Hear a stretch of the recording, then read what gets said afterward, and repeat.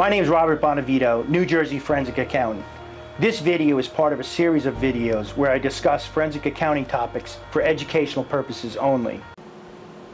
In our firm, we always do work on small companies and large companies, and one of the first things we have to do is take a look at that company and determine what kind of position it is. And the way we do that is by using return on invested capital. Now, we've talked about return on invested capital before, and it's a great indication of how well a company is doing. And remember, you can use this on small businesses as well as Fortune 500 companies. Return on invested capital is simply taking all the capital in a business, the equity plus long-term loans, and dividing that into EBITDA, earnings before interest, taxes, and depreciation, to get a return. But most people don't realize what is the driver of invested capital. Because if invested capital tells you how well a company's doing, well, what's driving invested capital? And what we use in our firm is my professor at Harvard University, Michael Porter. He came up with what he calls competitive strategies, and he has 5 of them. And the 5 competitive strategies that drive this invested capital are barriers, substitution, supplies, buyers, and rivalry.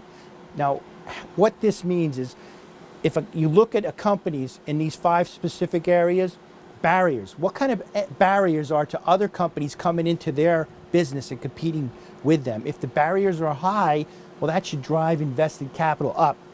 Substitution. Are there a lot of products that can be substituted for that company's product?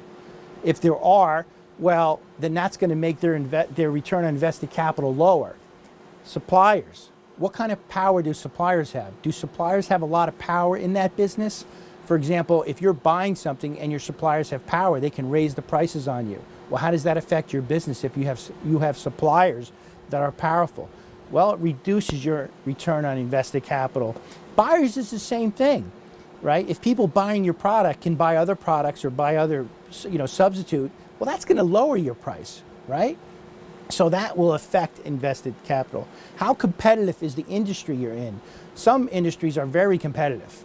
For example, if you don't want to use this rental car, maybe you can go to that rental car. Well, if there's a lot of competition, especially on price, this was notorious in the airline industry a while back, where they were constantly competing against each other. And what that does is it drives your profits down. These 5 areas affect return on invested capital. Every single business valuation, every single damage case, we do take a look at all 5 of these. But the real secret is that what makes a company successful is the company's business model. Because if a company has a good business model, you don't need great managers. But if a company has a bad business model, even great managers can't save this. And the example I'm going to give you is Blockbuster Video. Do you remember Blockbuster Video? Years ago, everybody went there, but they had a bad business model. And what was that business model? Well, you had to go there and buy, the 8-track or DVD, whatever it was, and go back and watch it and bring it there. Well, then along came Netflix. Netflix, what did they do? We'll mail it to you.